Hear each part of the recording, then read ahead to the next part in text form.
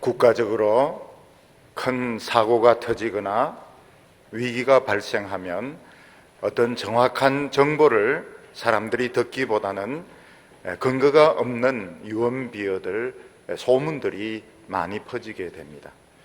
사람들은 이런 유언비어, 이런 근거가 없는 소문들을 듣는 바람에 더 마음이 불안해지고 혼란에 빠질 때가 많이 있습니다.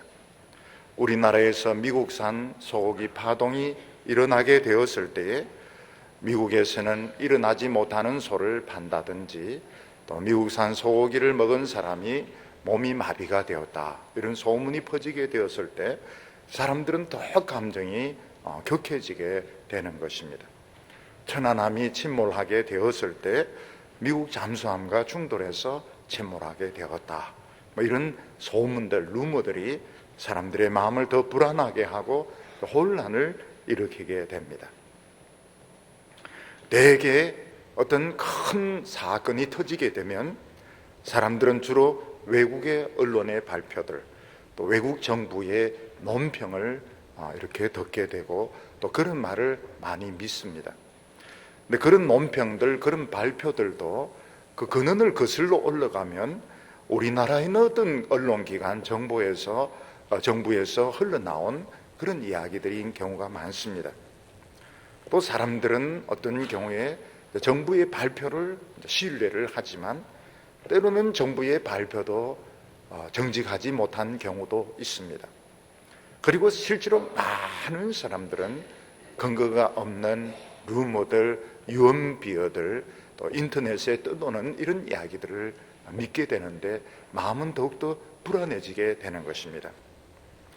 옛날 그리스나 로마가 전쟁을 할 때에 그 사령관들은 주로 점을 치거나 또는 점쟁이들의 이런 미신을 듣고 전쟁에 나갈 때가 많았습니다.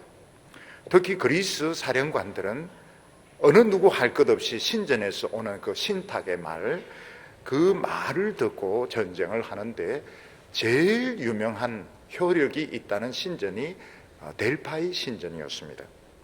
거기에 있는 무녀들, 거기에 있는 여자 사제들이 신탁의 말을 주는데 대개 그 말들이 알쏭달쏭한 말들입니다. 알아듣기 어려운 이런 애매모호한 말을 주는데 전쟁에서 이기면 바로 해석한 것이고 전쟁에서 지면 잘못 해석한 것으로 사람들은 받아들였습니다. 로마 장군들은 전쟁을 하기 전에 닭이 모이를 쪼아 먹는 것을 통해서 전쟁에 이길 것인가 질 것인가 하는 점을 쳤습니다. 닭이 막 머리를 움직이면서 열심히 막 쪼아 먹으면 전쟁에 이기는 것이고 본체 만체하고 빙빙 돌아다니는 거면 지는 것입니다. 그래서 대개 이 사령관 밑에 부하들이 머리가 돌아가는 이런 부하들은 닭을 한 며칠째 굶겨 놓습니다. 그러면 풀어놓자마자 막 쪼아먹는데 이러면 이번에 전쟁에 이기고 그건 또 이깁니다. 근데 어떤 그 부관은 머리가 좀 안 돌아가서 그 전날 배 터지도록 먹였더니 풀어놓아도 안 쪼아먹는 것입니다. 그래서 사령관이 막 화가 나가 닭을 전부 바다에 집어넣어 버리는데 전쟁에 졌습니다. 원로원에서는 전쟁에 진 것보다도 어떻게 닭을 그렇게 멸시할 수 있느냐, 그래서 그 사령관을 처벌을 한 예들도 있습니다. 우리가 이런 것을 보면 사람들이 똑똑하고 과학적인 것 같지만 실제로 위기의 순간이 오면 꿈이라든지 구두끈이 끊어졌다든지 누가 하는 어떤 지나가면서 하는 말이라든지 이런 근거 없는 말을 얼마나 믿고 신뢰하는지 알 수가 있습니다. 유다 왕 아하스 때 유다는 북쪽 이스라엘 왕 베가와 또 아람 왕 르신이 연합해서 또 쳐들어온다, 이런 소문을 듣고 아하스 왕과 귀족들과 백성들의 마음은 사시나무 떨듯이 떨었다고 말씀하고 있습니다. 그때 이사야는 아하스 왕을 만나서 아무리 이스라엘 왕 베가와 아람 왕 르신이 대단하다 하더라도 하나님 앞에서는 연기 나는 나무 토막 부지깽이에 불과하니까 그런 사람들 두려워하지 말고 하나님만 굳세게 믿으라고 이야기를 합니다. 그럼에도 불구하고 아하스 왕과 귀족들의 마음속에는 하나님에 대한 믿음이 생기질 않았습니다. 그래서 자꾸 인간적인 방법을 쓰려고 생각하고 있었고 인간적인 방법을 붙잡고 있었던 것입니다.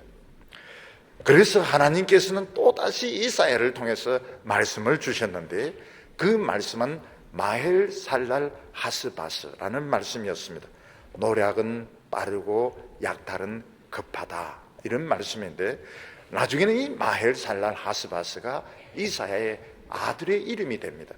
하나님께서는 너희들의 원수 북쪽에 있는 이스라엘과 아람의 약탈이 굉장히 빨리 이루어지게 될 테니까 너희들은 두려워하지 말고 하나님을 의지하라, 이런 말씀을 줍니다. 그러나 유다 지도자들 아하스 왕은 이 하나님의 말씀이 믿어지지 않아서 결국은 인간의 방법을 쓰게 되는데, 돈을 주고 아수르를 끌어들이게 되는데 아수르의 세력은 목까지 차게 되지만 임마누엘이 날개를 펴고 오는 바람에 유다는 멸망을 면한다, 이런 말씀을 우리가 살펴보았습니다. 오늘 말씀 이사야 8장 후반절 말씀을 통해서 하나님은 세 가지 말을 믿지 말라고 말씀하고 있습니다. 그게 하나는 뭔가 하면 적대적인 외국에서 하는 말들을, 그 위협적인 말들, 공격하겠다는 말을 믿지 말라고 말씀하고 있습니다. 왜냐하면 그들이 아무리 쳐들어온다 하더라도 유다에는 여호와 하나님이 함께 하시기 때문에 그들은 필경패망한다.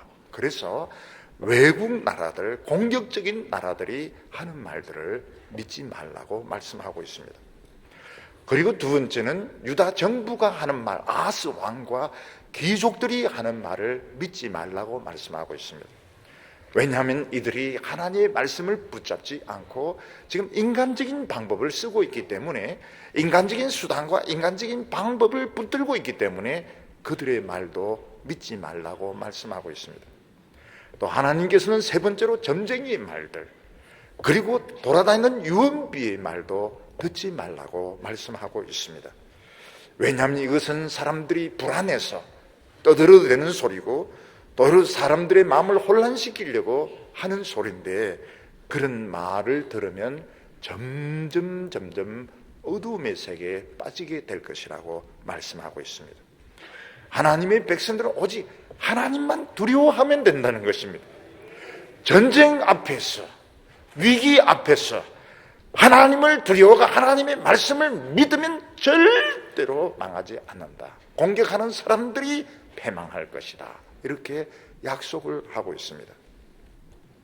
우리가 오늘 이 말씀을 들으면 오늘 우리의 이 상황과 너무나도 똑같은 것을 알 수가 있습니다. 무려 2700년 전에 하나님께서 이사야에게 하신 말씀이 오늘 우리의 상황에 너무 딱 맞아 떨어지고 있습니다. 오늘까지 북한은 툭하면 우리에게 전쟁의 위험, 불바다를 만들어 버리겠다, 이런 이야기들 많이, 불바다, 피바다, 이런 이야기들 많이 했습니다. 근데 이번에는 막 전쟁 준비를 해 가면서 막 협박하고 핵무기를 가지고 있고 막 미사일을 쏘려고 하고 이러니까 지금 막 전 세계는 지금 한국 전쟁 터진다, 이렇게 생각하고 있고 우리나라 사람들도 사실은 마음속에 많이 불안한 것입니다.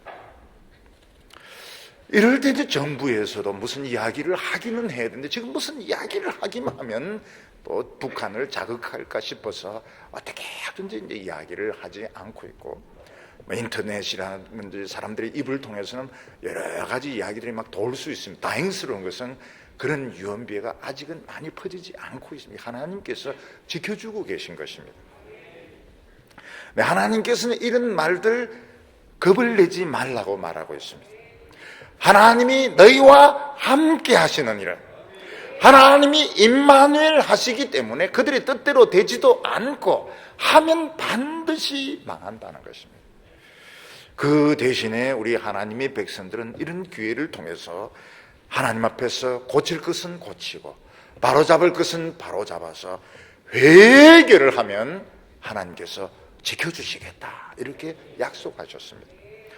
그래서 오늘 이사야 8장 후반부 말씀이 오늘 우리들의 상황에 너무 딱 맞는 말씀이고, 이 말씀을 오늘 우리들에게 주시는 말씀으로, 오늘 이 민족에게 주시는 말씀으로 믿으시기를 바랍니다.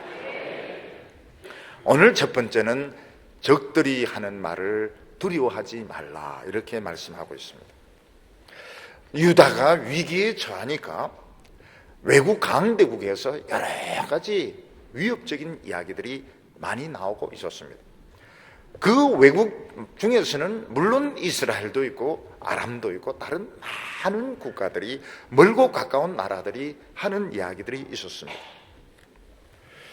그 내용들이 뭔가 하면, 지금 우리가 유다를 공격해서 모든 것 다 약탈하고 사람들 노예로 잡아가자, 이런 이야기인데, 이사야 선지는 여러 강대국들을 향해서 소리를 칩니다.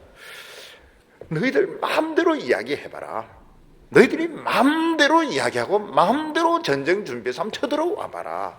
너희들을 절대로 이기지 못하고 필경패망한다. 왜냐하면 하나님이 우리와 함께 계시기 때문이다, 이렇게 말하고 있습니다. 9절과 10절 말씀을 보면, 너희 민족들아 헌화하라, 필경패망하리라. 너희 먼 나라 백성들아 들을지어다. 너희 허리를 동이라, 필경패망하리라. 너희 허리에 띠를 띠라, 필경패망하리라. 너희는 함께 도모하라, 필경 이루지 못하리라. 말을 내어라, 시행되지 못하리라. 이는 하나님이 우리와 함께 하심이니라, 이렇게 말하고 있습니다. 이사야는 여러 강대국들을 향하여 이야기를 합니다. 너희들 헌화해라. 여기 헌화라 한다는 것은 전쟁할 때 공격하면서 소리를 막 지르면서 공격하는 것을 헌화한다고 말합니다. 너희들 소리 지르면서 한번 공격해봐라. 필경패망하리라.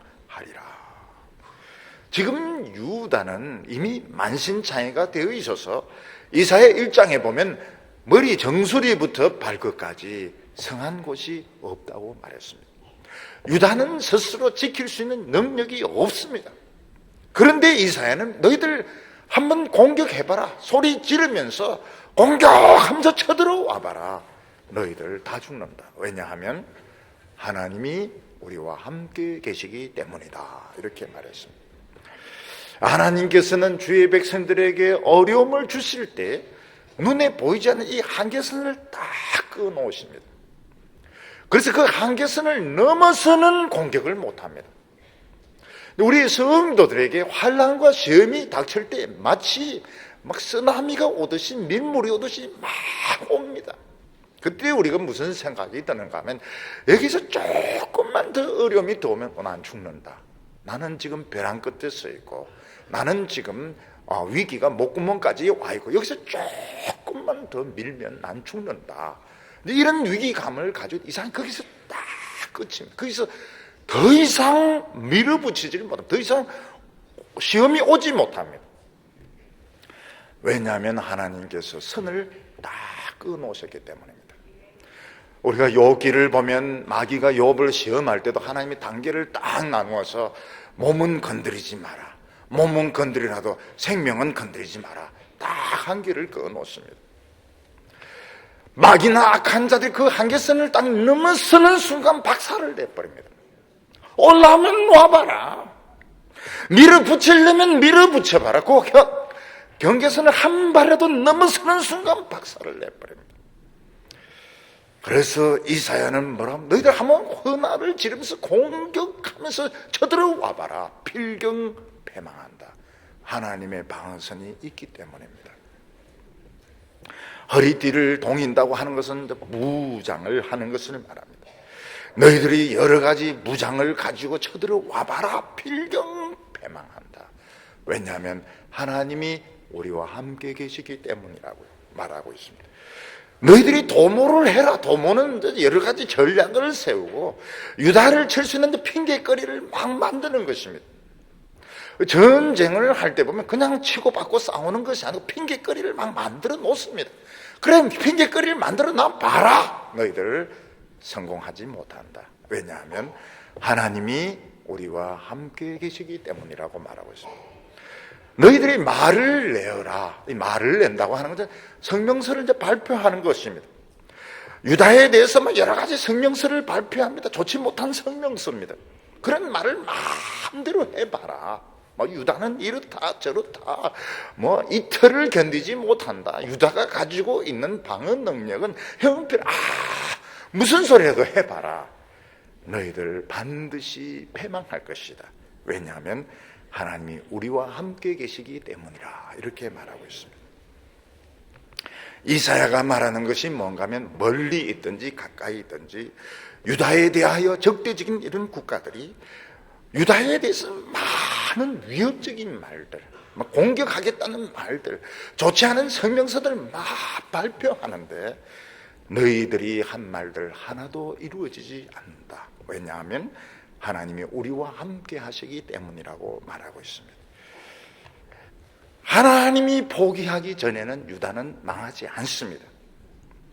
유다가 만신창이가 된 것은 하나님께서 유다를 깨닫게 하기 위해서 시험을 주신 것이지 망하게 할 의도가 아닌 것입니다. 우리가 최근에 우리나라의 상황을 보면 참 오늘 이 말씀이 위로가 됩니다. 북한은 그동안 툭 하면 서울을 불바다로 만들겠다, 미사일을 꺼냈다 넣었다 하고 온갖 발표를 다 합니다. 별짓을 다 하고 있습니다. 그런데 이사야가 그래 해봐라. 너희들 필경 패망한다.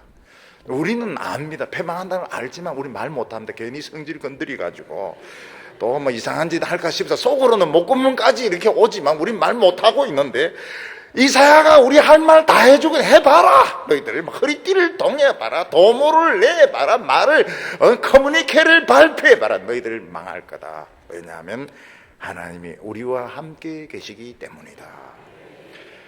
우리가 위기의 순간에 하나님을 믿는 것, 임마누엘의 하나님을 믿는 것이 얼마나 큰 능력이 되는지, 하나님이 주신 그 시험의 한계성을 한 발짝으로 넘었으면 박살을 내버리는 겁니다.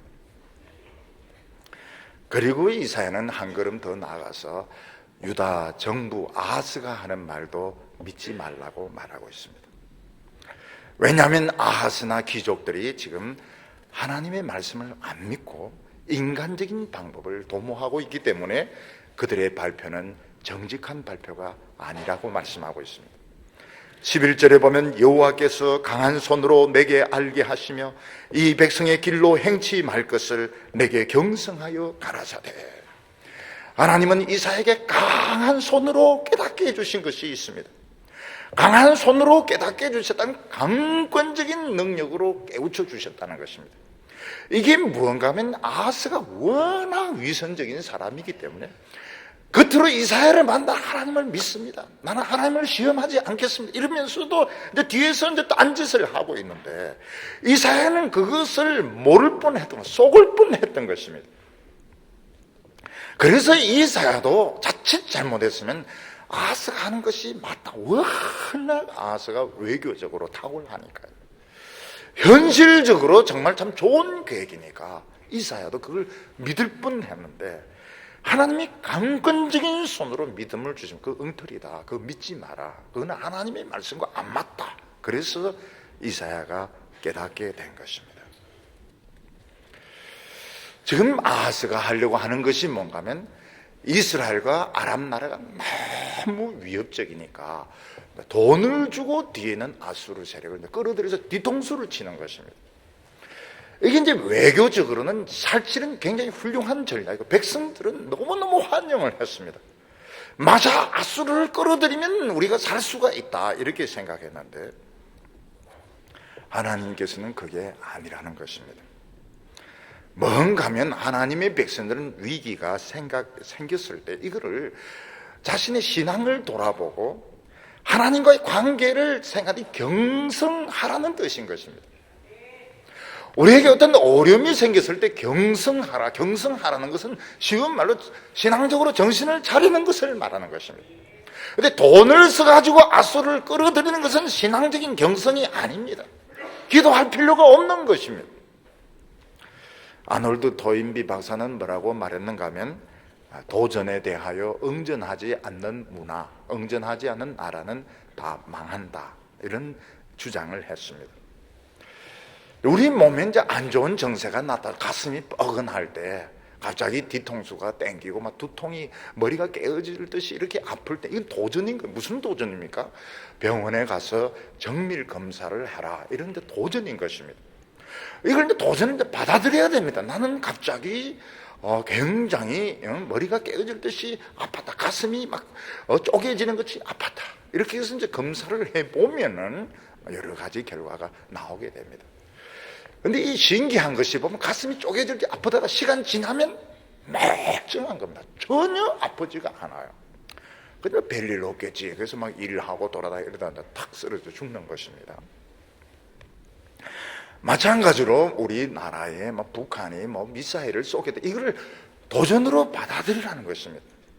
이거는 없다, 이거는 엉터리다, 이건 늘 하는 소리다, 이러면 도전을 안 받아들이는 거예요. 이건 사실 위기가 있다. 우리에게 굉장한 위기가 있고 우리에게 어려움이 있는 것은 사실인데, 이걸 내 신앙이 경성하는 기회로 삼겠다, 나는 이 도전에 대해서 응전하겠다, 이러면 사는 것입니다. 어떤 사람은 분명히 위기가 있습니다. 어려움이 있는데도 이는 아무것도 아니야. 낙천적으로 나는 원래 낙천적이야, 그러다가 어느 순간 낙천적으로 죽는 겁니다. 그러니까 어떤 안 좋은 일이 일어났을 때, 애들에게도 마찬가지입니다. 애 바지에 흙이 묻어 있다든지, 애가 한숨을 푹 쉰다든지. 10살짜리가 왜 한숨을 쉽니까? 10살짜리가 지금 세상을 살아도 얼마 안 살았는데 왜 한숨을 푹 쉽니까? 이거는 문제가 있는, 이걸 이제 받아들여야 되는 겁니다. 받아들이고, 얘 바지에 흙이 묻어 있고 얘가 한숨을 쉬는데 이건 이유가 있다, 이렇게 생각해야지. 왜 한숨 쉬냐 이놈의 자식아, 밥 잘 먹고 왜 한숨, 이렇게 하면 이거는 안 받아들이는 것입니다. 오늘 우리에게 위기가 이 위기가 발생했다. 이걸 이제 인정을 해주고, 이걸 어떤 식으로 받아들일 것이냐, 이걸 어떤 식으로 나에게 유익을 주겠다, 경성하기 위해서라고 말하고 있습니다. 신앙적인 자세를 바로잡기 위해서 이런 하나님의 도전을 일으키신다고 받아들여야 되는 것입니다. 오늘 두 번째는 하나님의 도전이 무엇일까 하는 것입니다. 하나님을 믿지 않는 사람들에게 일어나는 위기와 하나님의 백성들에게 일어나는 위기는 그 원인, 정도, 해결 방법이 많이 다릅니다. 안 믿는 사람들에게 위기가 발생하는 것은 그동안 누적되었던 죄가 이제 골마가고 터져가고 있는 것입니다. 예를 들어서 음식물 쓰레기를 제대로 처리를 하지 않고 막 쌓았는데 이제는 그게 썩어서 터지기 시작하는 것 같습니다. 기계가 이 바른 부속이 아닌데 무리하게 쓰다가 이제 그 기계가 부서져서 이제 고장이 난 것입니다. 그래서 안 믿는 사람들에게 위기가 발생한 것은 그동안 쌓아 올렸던 죄가 이제 터지고 있는 것입니다. 하나님의 백성들에게 위기가 생기는 건 그동안 쌓았던 죄가 터지는 것이 아니고 하나님의 관계가 문제가 생겨서 축복이 재앙으로 변하고 있는 것입니다. 그래서 문제를 보는 관점, 접근하는 방식이 틀리는 것입니다. 안 믿는 사람은 쓰레기를 쌓아놓은 것이 이게 썩어서 이제 터져서 이제 막 더러운 국물이 막 흘러나오는 거라면, 하나님의 백성은 큰 정유소에서 이게 볼트가 안 맞아서 기름이 새고 있는 것 같습니다. 우주 발사하는 데서 연료가 새는 것 같습니다. 별거 아니지만 그냥 두면 큰 폭발이 일어나게 됩니다. 미국의 우주선 보면 여러 번 폭발해서 사람들이 죽었는데 전부 연료 탱크 가스가, 거기는 밸브가 잘못돼서 터진 것입니다. 12절에 보면 이 백성이 맹약한 자가 있다 말하여도 너희는 그 모든 말을 따라 맹약한 자가 있다 하지 말며 그들의 두려워하는 것을 너희는 두려워하지 말며 놀라지 말라고 말하고 있습니다. 여기 맹약이라고 하는 것은 다른 사람과 몰래 이제 밀약을 맺어서 은밀하게 협력하는 것을 말합니다. 다시 말해서 적과 내통하는 자다, 이런 뜻을 가지고 있습니다. 지금 아하스는 인간적인 방법을 가지고 유다 전체를 이제 통합시키려고 하고 있는데, 이사야는 아니다, 하나님을 믿어야 된다, 그런 인간적인 방법 쓰지 말자, 이렇게 하니까 사람들이 이제 하나가 안 되는 것입니다. 유다 백성들의 마음이 하나가 안 되는 겁니다. 그러더니 아하스나 귀족들은 적과 내통하는 자가 있다, 다른 말로 표현해서 반역자들이 있다, 이런 식으로 하나님의 백성들을 몰아붙였던 것입니다. 국가가 위기에 처했을 때 국민들은 단합을 하는 것이 당연한 것이, 마음이 하나가 되어야 됩니다. 근데 이사야는 하나 되는 것이 중요한 것이 아니고 우리 지금 하나님을 의지해야 된다, 이렇게 말하니까 아하스나 저 사람들이 분명히 적과 내통을 하고서 저런 주장을 한다, 이러면서 이사야를 반역자로, 내통하는 자로 몰아붙이고 있는 것입니다. 나라가 위기에 처했을 때 온 국민들의 마음이 하나 되는 것이 필요합니다. 그러나 어떤 때는 하나 되는 것이 더 위험할 수가 있습니다.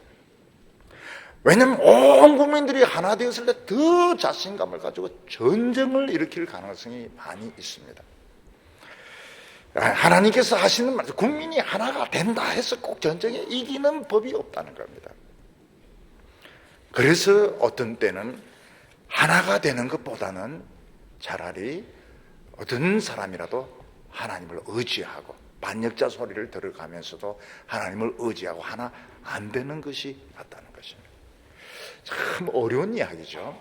우리는 모두 하나가 돼야 된다, 하나가 돼야 된다, 이 하나가 돼야 우리가 살 수 있다, 이렇게 말하는데 하나님께서는 하나 된다 해서 꼭 살라는 보장이 없다는 것입니다. 오히려 독일 사람들은 히틀러를 중심으로 해서 너무 하나가 되었기 때문에 너무 많은 사람이 죽게 되었습니다. 심지어는 교회마저도, 독일 교회마저도 히틀러에게 협력을 해서 교회 안에서 유대인 목회자들, 유대인 교회들 막 쫓아내었습니다. 보네퍼는 그걸 가지고 공격을 했습니다. 왜 교회가 그런 식으로 히틀러에게 협력을 하느냐, 그거는 값싼 어대다, 그렇게 주장을 했습니다. 사람들은 위기가 발생해서 다 한 마음으로 라면을 사고 식수를 사 먹고 이렇게 했을 때, 그렇게 해서 얼마나 살 수 있느냐고 질문하고 있는 것입니다. 그래서 하나님의 백성들은 겁을 내지 말라. 다른 사람들이 뭐라고 욕하는 거 겁내지 마, 반역자다, 저 사람들은 우리의 단합을 해치는 자다, 이런 말 속지 말고 하나님을 두려워하고 하나님의 그 말씀을 두려워하는 것이 그나마 살 수 있는 길이라고 말씀하고 있습니다. 왜냐하면 하나님의 백성들의 해결 방법은 세상적인 해결 방법과 완전히 접근 방법이 틀립니다. 세상 사람들은 누적된 그 쓰레기가 썩어서 지금 골마 터지고 있는 것이지만 하나님의 백성은 지금 멀쩡합니다. 멀쩡한데 조금씩 가스가 새고 있는 것입니다. 연료가 새고 있는 것이고 기름이 새고 있는, 이 불이 붙으면 폭발을 해서 전부가 다 날아가게 됩니다. 만약 원전에서 지금 냉각수 온도가 막 올라가고, 지금은 문제가 없지만 냉각수 거기에 온도가 올라가면 폭발을 하게 되는 겁니다. 그래서 하나님의 백성들은 정부가 하는 말을 너무 믿지 말고 하나님 앞에 나와서 하나님과의 관계를 회복해야 된다고 말하고 있습니다. 13절에 보면 만군의 여호와 그를 너희가 거룩하다 하고 그로 너희의 두려워하며 놀랄 자로 삼으라 말하고 있습니다. 너희들은 하나님을 거룩한 분이시다, 하나님은 정말 불이시고 하나님은 모든 생사화복을 주장하는 분이시며 하나님의 허락 없이는 전쟁은 터지지도 못하며 그를 두려워하며 그를 놀라, 그 말 한마디 한마디를 우리가 경청하고 두렵고 그분의 말씀에 놀랄 때 유다는 살 수 있다고 말하고 있습니다. 만군의 여호와 그를 거룩하다 하라, 이 무슨 말입니까? 유다 백성들이나 하나님의 관계는 텀이 없어야 됩니다. 하나님과 우리 사이는 완전히, 이건 완전히 밀봉이 돼 있어서 하나처럼 이렇게 움직여야 됩니다. 근데 우리가 잘 살다 보면 하나님과의 관계가 느슨해지게 됩니다. 하나님을 믿기는 하지만 하나님은 좀 뒷전에 밀리고 이제 세상 일에 더 일침을 가지고 더 세상 일에 매달리게 될 때 느슨하게 되면서 하나님의 축복이 새게 되는데 이게 재앙으로 변하다 어느 날 폭발을 하게 되는 겁니다. 그래서 이런 위기가 생겼을 때 우리는 자신을 점검을 해봐야 됩니다. 하나님과 내 사이가 완전히 밀착이 되어 있는 거예요. 하나님이 우리에게 최우선적인 분이 되고 있는 거예요. 하나님이 말씀 한마디 한마디를 우리는 두렵고 떨리는 마음으로 받아들이고 있는가, 이거를 확인을 해야 되는 것입니다. 하나님은 유다 백성들에게 두 가지 역할을 하게 된다고 말했습니다. 그들이 하나님을 믿을 때는 하나님이 그들을 지켜주시지만, 그들이 하나님을 멀리하고 하나님과의 관계가 느슨해지게 될 때는 하나님이 그들의 장애물이 될 거라고 말씀하셨습니다. 14절에 그가 거룩한 피할 곳이 되시리라. 그러나 이스라엘 두 집에는 거치는 돌 걸리는 반석이 되실 것이며 예루살렘 거민에게는 함정 올무가 되시리니.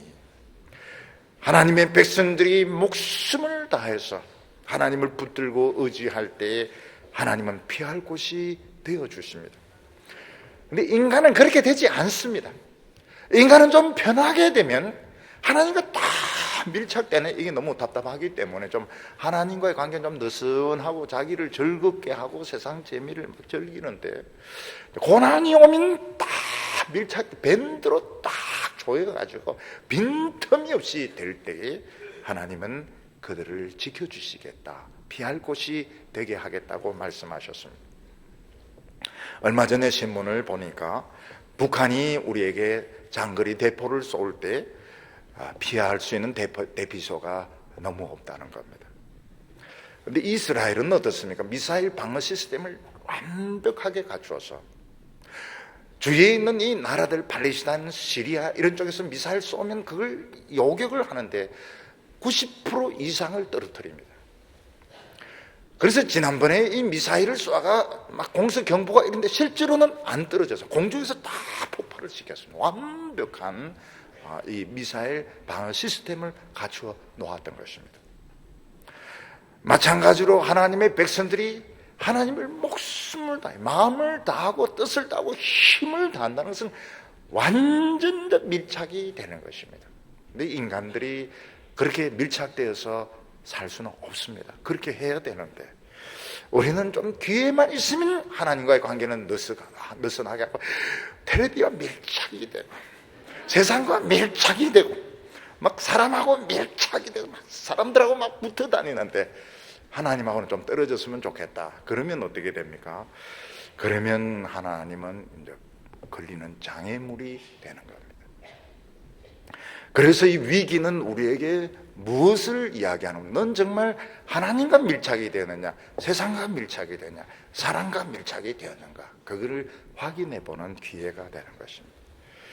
하나님의 백성에게서는 미련한 것이 현명한 것입니다. 우리가 하나님을 죽을 각오로 믿으면 어떻게 됩니까? 미사일 방어 시스템이 작동을 하게 되어서 전부 다 격추를 다 시키게 됩니다. 네, 하나님의 백성들이 하나님을 느슨하게 믿고 인간적인 방법들, 인간적인 수단을 쓸 때 하나님은 재앙이 됩니다. 거치는 돌, 걸리는 이스라엘 두 집, 북쪽 이스라엘, 유다 왕가, 이들에게 거치는 반석이 되고 예루살렘에게는 함정과 올무가 될 것이라고 말했습니다. 재앙이 오면 달아나야 된다. 함정에 빠졌습니다. 올무에 걸렸습니다. 거치는 돌에 걸려서 넘어지고 자빠지고 막 사람들에게 깔리고 이러니까 결국은 도망을 못 가는 것입니다. 무슨 말인가 하면 하나님의 백성들은 어려움을 신앙적으로 해결을 해야 되는데 그렇게 하지 않으면 해결이 안 된다. 결국은 피하지 못하는 것입니다. 예루살렘 사람들이 막 도망을 가는데 하나님께서 올무를 드는 거기 이제 걸려서 넘어지고 자빠지고 깨어지고 다 붙들려 가게 되는 것입니다. 나이 드신 분들은 막 뛰면 안 됩니다. 뛰다가 돌뿌리에 걸리면 막 다 패대기 쳐지면 못 일어납니다. 젊은 청년들은 막 꿈틀거리면서 이제 일어나고 옷 털면 되는데 어른들은 막 뛰다가 이 돌뿌리에 걸려서 패대기 치면 못 일어납니다. 119 불러야 됩니다. 그리고 잘못해서 대퇴부 골절 이런 데 돌아가시는 겁니다. 그러나 눈에 보이지 않는 하나님을 믿는 것 참 어렵습니다. 우리가 사람들하고 참 밀착되는 건 참 재미가 있는데 하나님하고 밀착이 되는 건 참 어렵습니다. 그래서 선지자가 아무리 하나님 믿자 이래도 거의 대부분은 안 믿을 거라고 말씀하고 있습니다. 15절에 보면 많은 사람들이 그로 인하여 거칠 것이며 넘어질 것이며 부러질 것이며 걸릴 것이며 잡힐 것이니라. 그로 인하여, 그가 누굽니까? 아하스를 말하는 것입니다. 하나님을 말하지 않습니다. 아하스를 말하는 것입니다. 아하스가 죽을 각오로 하나님을 믿으면 아하스는 걸림돌이 되지 않습니다. 근데 아하스는 너무 멋진 계획을 발표했기 때문에, 돈이 있기 때문에 결국 유다 백성들은 하나님을 찾을 기회를 놓치게 되는 것입니다. 영적 부흥을 일으킬 수 있는, 기도할 수 있는 찬스를 놓치게 되는 것입니다. 그래서 나중에 달아나는데 걸려서 넘어지게 됩니다. 넘어질 것이며 부러질 것이며, 뭐가 부러집니까? 뼈가 부러질 것이며, 걸릴 것이, 뭐가 걸리면 옷자락이 걸릴 것이며, 잡힐 것이니라. 어디 붙들려 가게 되면 결국은 노예로서 붙들려 가게 되는 것입니다. 하나님의 백성들이 돈이 없는 것이 좋습니다. 돈이 없으면 계획 세울 것도 없고 죽으라고 기도하면 되는데, 돈이 있으면 이제 아이디어가 많아지게 되고 막 여러 가지 방법을 쓰게 되는데, 자칫 너무 멋진 계획을 가지면 이 기회를 놓치게 되는, 영적인 부흥의 기회를 놓치게 되는 것입니다. 그래서 교회는 어떤 사업 위주로 하면 안 돼요. 너무 멋진 사업이거든요. 거기 너무 멋진 구호들을 갖다 붙여, 너무 타당한 이유들을 갖다 붙이기 때문에 영적으로 부흥할 수 있는 기회를 놓치게, 그거는 그냥 따라오면 되는 거예요. 영적으로 부흥되는데 따라오는 것은 상관이 없습니다. 근데 그거를 목적으로 내서 버리면 걸림돌이 돼서 진짜 부흥을 일으킬 수 있는, 하나님을 찾고 회복할 수 있는 기회를 놓치게 되는 것입니다. 오늘 세 번째로 하나님의 말씀이 봉함이 된다고 말하고 있습니다. 하나님께서는 이사야를 통해서 하나님의 말씀을 공개를 하셨습니다. 마헬, 살랄, 하스바스 큰 섭판에 서서 모든 사람들이 볼 수 있도록 공개를 하게 했습니다. 그러나 아스나 유다 귀족들이 하나님의 말씀을 자신에게 주시는 말씀으로 받아들이지 않을 때 하나님이 이 말씀을 봉함하고 싸서 감추어 두라고 하셨습니다. 16절에 너는 정의의 말씀을 싸매며 율법을 나의 제자들 중에 봉함하라. 이제 야곱의 집에 대하여 낯을 가리우시는 여호와를 나는 기다리며 그를 바라보리라. 이렇게 말했습니다. 하나님께서 하나님의 백성에게 말씀을 주시는 것은 프로포즈를 하는 것 같습니다. 하나님께서 우리에게 말씀을 주시는 것은 하나님의 재산을 다 맡기는 것 같습니다. 그때 이걸 딱 붙들어야 되는데 뭐 별거 아니네 이러면서 시시하게 생각할 때 하나님 그 말씀을 거두어 가시게 됩니다. 그래서 하나님께서는 율법의 말씀을 싸가지고 봉함을 해서 이사야의 제자들이 이걸 보관하도록 하게 하셨습니다. 그래서 유다에서는 더 이상 하나님의 말씀이 들리지 않습니다. 오로지 아하스의 정책, 그리고 다른 나라들이 위협하는 말들, 그리고 수많은 유언비어들, 이런 말들이 떠돌게 된 것입니다.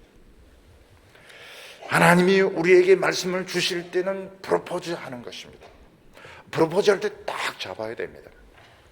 멋진 남자가 아가씨에게 딱 프로포즈 합니다. 사랑합니다, 결혼해 주시겠어요? 이럴 때 손 잡으면 물론이죠, 당장 해드리죠 이래야 되는데 멀뚱멀뚱 이 누구세요? 이렇게 하고 이러면 가버리게 됩니다. 그러면 나중에 이제 후회를 많이 하게 되죠.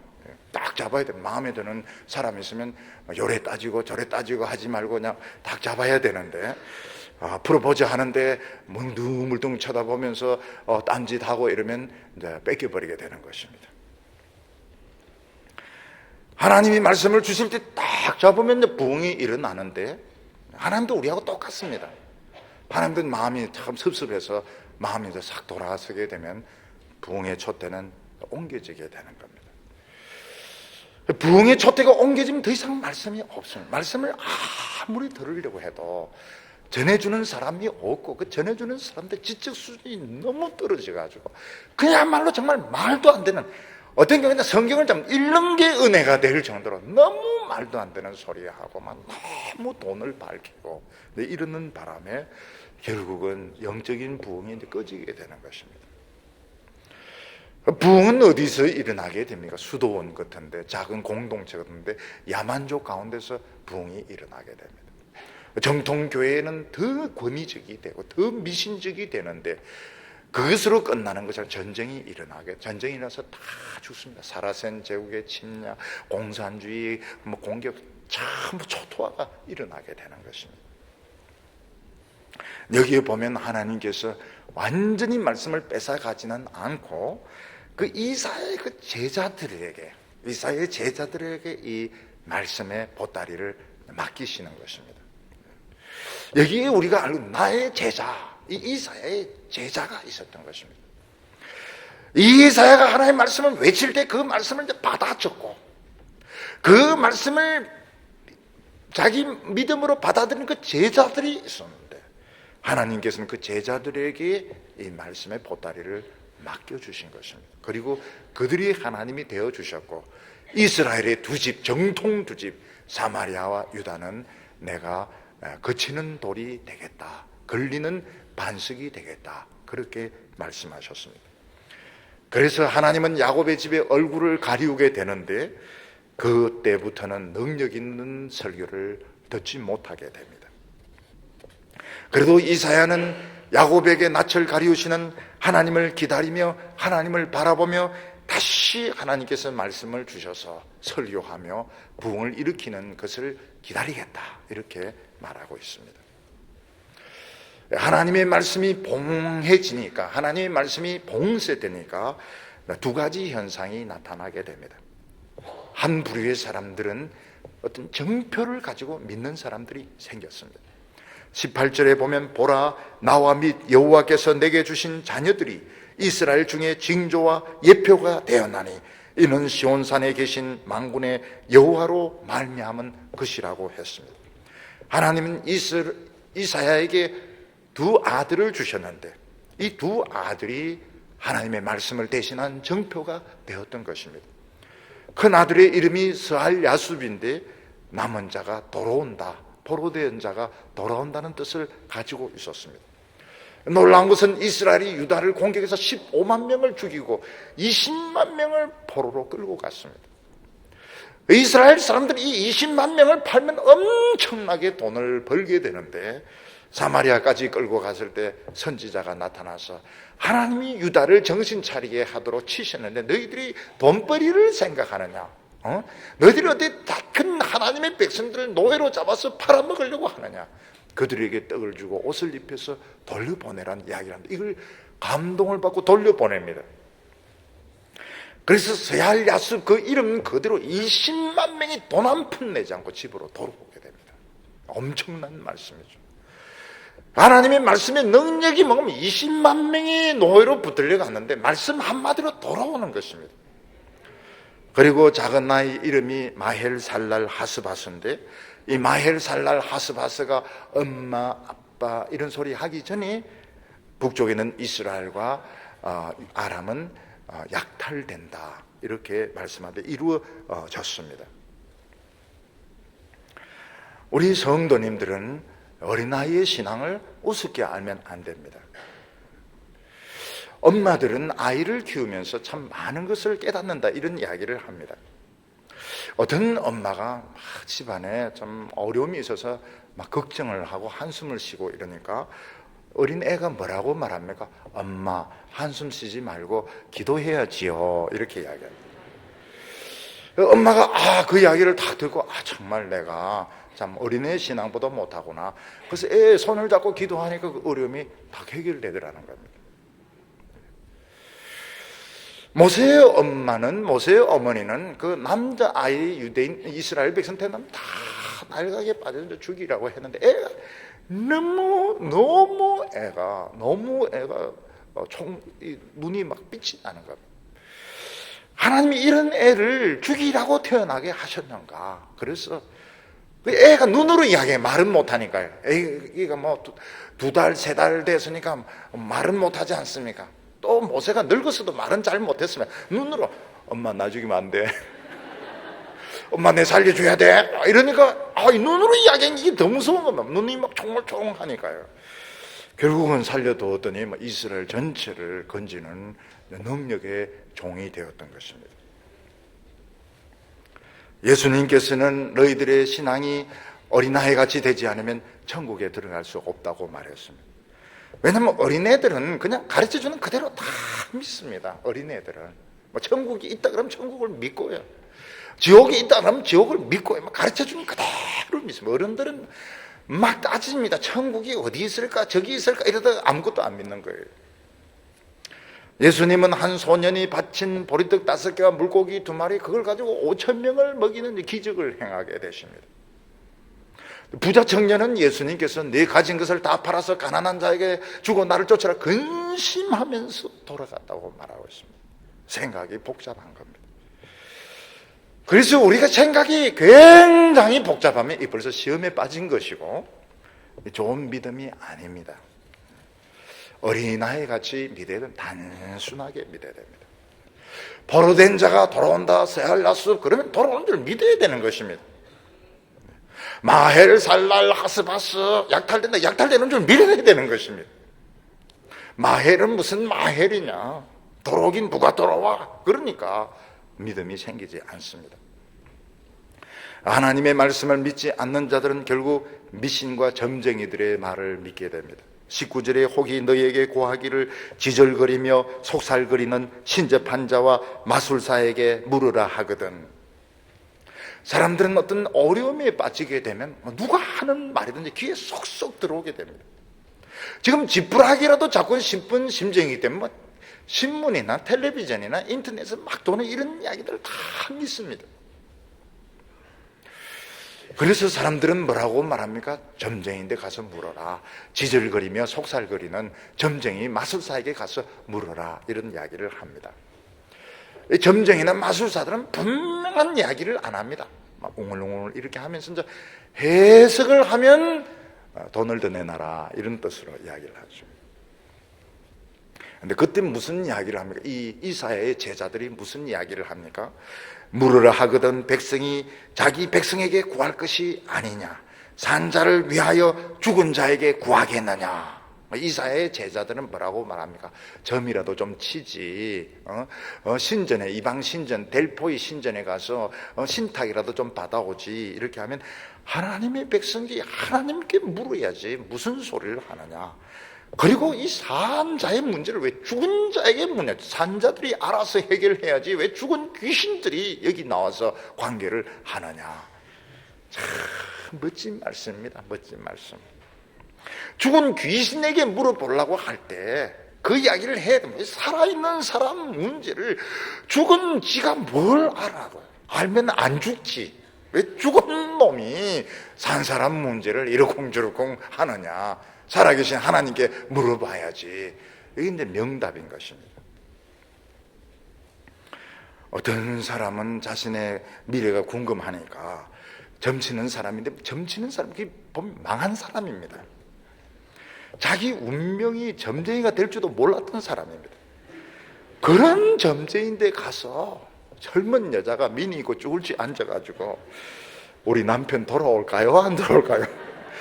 점쟁이 지도 지 인생을 몰라서 지금 저 모양 저 꼴이 됐는데 왜 그런 점쟁이인데 가서 미니스커트 입은 아가씨가 묻고 그렇게 할까요? 하나님의 백성은 하나님에게 물어야지 왜 죽은 귀신에게 묻고, 복을 받으려면 하나님께 물어야지 왜 죽은 조상 말이죠. 숟가락도 들지 못하고 젓가락도 들지 못하는 왜 죽은 귀신에게 가서 복을 비느냐 하는 것입니다. 결국 하나님의 말씀을 믿지 않는 자는 영원히 아침이 오지 않는다고 말하고 있습니다. 20절에서 22절까지 보면 마땅히 율법과 정의의 말씀을 조철지니 그들의 말한 바가 이 말씀에 맞지 아니하면 그들이 정녕 아침빛을 보지 못하고 이 땅으로 헤매며 공고하며 줄일 것이라. 그 줄일 때에 번조하여 자기 왕 자기 하나님을 저주할 것이며 위를 쳐다보거나 땅을 굽어보아도 환난과 흑암과 고통의 흑암뿐이리니 그들이 심한 흑암 중으로 쫓겨 들어가리라. 이렇게 말하고 있습니다. 사람들이 하는 말들, 정부에서 하는 말들, 외국 언론이 하는 말들, 전문가가 하는 말들 다 받아들이는 사람은 바보입니다. 하나님의 말씀과 일치하는지 안 하는지 이걸 확인을 해야 되는 것입니다. 어떤 학자가 우리의 이 위기를, 우리의 정신 상태를 점검하는 수단으로 삼는다. 그거는 맞습니다. 근데 뭐 이러쿵저러쿵 이야기하는 건 다 추측에 불과하고 근거가 없습니다. 인터넷에 떴는데 이 위기에 우리 열심히 기도하죠. 그건 맞습니다. 그런데 뭐 쓸데없는 소리 하고 이러면 다 그거는 흑암으로 우리를 끌고 가는 것입니다. 하나님의 백성들은 고난과 연단을 받지만 반드시 아침이 오게 돼. 정확하게 아침이 옵니다. 네, 하나님의 말씀이 아닌 인간의 생각을 따라가면 영원히 아침이 오지 않습니다. 점점 깊은 어두움 속으로, 점점 혼란 속으로 빠져들어가서 나중에는 못 나오게 됩니다. 사람들이 산이나 광야에서 길을 잃어버렸을 때 열심히 걷는데 이상한 지형이 또 나옵니다. 또 한 3시간 걷고 4시간 걷고 또 나오는 겁니다. 그거 왜 그렇습니까? 돌고 있는 것입니다. 돌고 있는 것. 자기는 돌지 않는다. 나는 한쪽으로 간다고 생각하는데 실제로는 돌고 있는 것입니다. 광야나 산에서 길을 잃었을 때 길이란 길은 또 다 가는 사람이 있습니다. 근데 점점 길이 없는 곳으로 자기도 모르게 들어가고 있습니다. 길이라고 하는 것은 내가 길이 갔다고 해서 길이 되는 것이 아닙니다. 길을 아는 사람이 이끌어 줘야 되는 것입니다. 자기 생각나는 대로, 자기 기분대로 막 돌아다니면 결국은 점점 사막 속으로, 점점 길이 없는 골짜기로 자기도 모르게 들어가게 되어 있습니다. 우리가 알아야 될 것이 뭔가 하면, 이 교회도 보면 누가 좋다는 프로그램 다 하는 교회가 있습니다. 그게 뭘 이야기하며 길을 모르고 있다는 겁니다. 길을 모르고 있다. 길은 참 쉬운 데 있습니다. 우리는 굉장히 길이 어려운 데 있다고 생각하는데 길은 가까이에 있습니다. 누가 이게 좋다더라, 막 그것도 해보고 저것도 해보고 많은 시행착오를 하는 것은 뭘 이야기하고 있습니까? 길을 못 찾은 겁니다. 결국은 나중에 전부 지쳐서 쓰러지게 되어 있습니다. 길을 아는 사람 여기 쑤시고 저기 쑤시고 막 돌아다니 이렇게 안 합니다. 그냥 길을 따라서 쭉 가면 어디가 나옵니까? 저거 집이 나오게 되는 겁니다. 요한복음 8장 12절에 예수께서 또 일러 가라사대 나는 세상의 빛이니 나를 따르는 자는 어두움에 다니지 아니하고 생명의 빛을 얻으리라.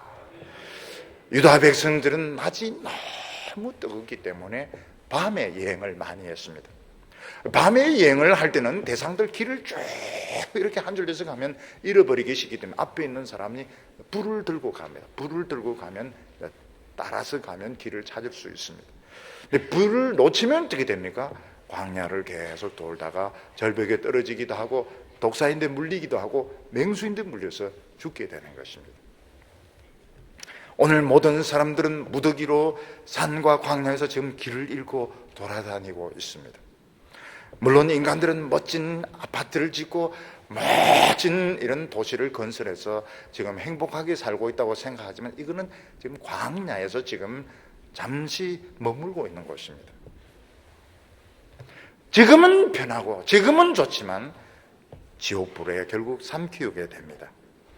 예수님께서는 내가 곧 생명의 길이라고 말씀하시면서 나를 따르는 자는 다시는 어둠에 헤매지 아니하고 생명의 빛을 얻으리라 이렇게 말씀하십니다. 우리에게 길을 제시해 줄 수 있는 건 유명한 학자가 아닙니다. 자기도 모릅니다. 정치인도 아닙니다. 기업가도 아닙니다. 오직 이 세상을 창조하시고 우리를 대신해서 죽으신 주님만이 우리에게 길을 가르쳐 주실 수 있습니다. 오늘 하나님께서는 이사야를 통해서 무슨 말씀을, 임마누엘이 얼마나 위대한 줄 너희들은 알아야 된다고 했습니다. 적대적인 국가가 핵폭탄을 쏘겠다, 불바다를 만들겠다, 미사일을 쏘겠다, 무슨 이야기를 해도 너희들 두려워하지 말라고 했습니다. 하나님의 경계선에서 한 발치라도 넘었으면 묵사발을 만들어 박살을 내버립니다. 그렇지만 우리는 이 위기를 도전으로 받아들여야 됩니다. 내가 하나님 앞에서 정신 차릴 것이 무엇인가? 내가 회복해야 될 모습은 무엇인가? 내가 찬양의 기쁨을 잃어버렸는가? 기도의 능력을 잃어버렸는가? 말씀의 축복을 잃어버렸는가? 형제 사랑을 잃어버렸는가? 교회의 축복을 잃어버렸는가? 이걸 되찾는 기회로 삼는다면 우리는 절대로 멸망하지 않습니다. 입으로 하나님을 믿는 것으로는 부족합니다. 하나님께서는 결국 그들을 버린다고 말씀하셨습니다. 하나님과 우리 사이에 틈이 없어야 됩니다. 완전히 하나가 되어서 하나님의 은혜, 하나님의 축복이 누수가 되어서 완전히 하나가 될 때 하나님은 우리를 지켜주실 텐데, 사람을 두려워하지 말고 또 위정자들, 북한이 하는 말 두려워하지 말고 오늘 하나님 말씀을 붙들고 신앙적으로 회복해서 다시 한번 축복받는 우리 성도들이 다 되시기를 축원합니다. 기도드리겠습니다. 거룩하신 하나님 아버지, 감사합니다. 오늘 저희들에게 하나님의 말씀을 감추지 아니하시고 생명의 말씀, 능력의 말씀을 선포하여 주시니 감사합니다. 북한이 아무리 떠들어도 필경패망할 줄로 믿습니다. 주여, 중요한 것은 우리들의 신앙입니다. 우리는 하나님과 느슨하게 믿었습니다. 하나님과 틈이 벌어질 때가 많았습니다. 주여, 다시 한번 하나님 앞에 무릎 꿇고 주여, 주님을 붙잡기를 원합니다. 주님 앞에 부르짖으면서 기도하기를 원합니다. 주여, 저희들을 붙잡아 주시고 은혜 내려 주시옵시고 주여, 모든 사탄의 불시험들 하나님의 말씀의 능력으로 물리쳐 주시옵소서. 예수님의 이름으로 기도하옵나이다.